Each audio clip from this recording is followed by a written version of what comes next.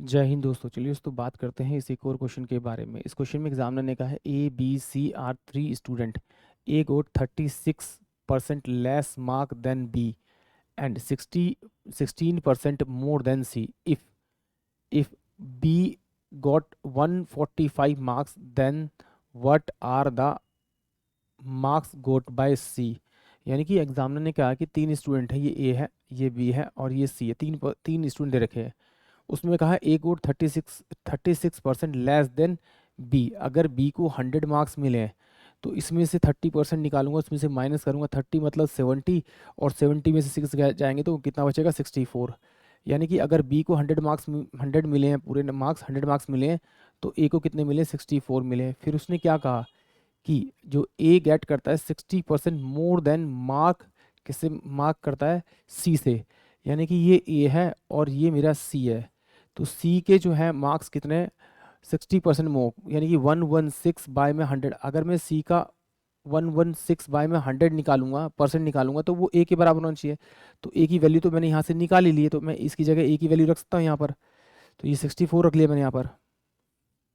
इसको सोल्व किया तो 64 इंटू में 116 बाय में 100, ये सॉरी 64 इंटू में 100 बाय में 116 इजकल टू में सी की वैल्यू आ गई। तो मैं इसको रख दूंगा 64 इंटू में 100 बाय में 116, ये सी की वैल्यू आ गई। अब जब मेरे पास ये वैल्यू आ गई, तो अब उस एग्जामिनर ने मुझे क्या कहा है कि बी ना 145 लेता है मार्क्स टोटल। बी के 100 नहीं है, कितने 145। अगर इसके 145 है तो इसे किसी मल्टीप्लाई करना पड़ेगा 145 बाय 100 से मल्टीप्लाई करूंगा तो मेरे पास क्या आ जाएगी, यही वैल्यू आ जाएगी। इसी से डायरेक्ट अगर मैं सी को मल्टीप्लाई करूँ, सी का अमाउंट आ जाएगा। तो 4 इंटू में 100 बाय में 116 इंटू में कितना आएगा 145 बाय में 100। इस 100 से तो 100 गया, ठीक है। 4 से 16 चौके 64, 4 और ये कितना होगा 4 16 चौके 64, तो 4 दूनी 8 और 4 नीम 36 और 29 पंजे, तो उसको मल्टीप्लाई 16 पंजे 80। यानी कि जो उसका जो सी का जो अमाउंट होगा, सी का जो अंक होंगे वो 80 होंगे। यानी कि ऑप्शन सी इस क्वेश्चन के लिए करेक्ट होगा। एक बार फिर देखते हैं। अगर बी 100 था तो ए से कितना 30%, 36% कम था। तो 30 माइनस से 70, 70 में 6 माइनस 64। अब फिर उसने कहा कि भाई ए जो है ना सी से 60% मोर है, तो ए जो है वो सी का 60%, 16% मोर है, यानी कि 116 बाय में 100 है।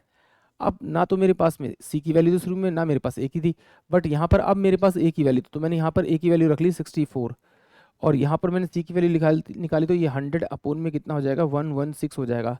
इजकल टू ये सी की वैल्यू आ जाएगी। इस वैल्यू को मैंने यहाँ रख दिया। इसने बी की वैल्यू को कंपेयर करने के लिए कहा था कि बी 100 नहीं है 145 है, तो मैंने 145 को 100 से डिवाइड किया, जो नंबर है उससे मैंने इसको मल्टीप्लाई किया, मेरे पास मेरा करेक्ट आंसर आ गया। यानी कि ऑप्शन सी इस क्वेश्चन के लिए करेक्ट होगा। आई होप आप सभी को क्वेश्चन समझ में आया होगा। जय हिंद, जय भारत।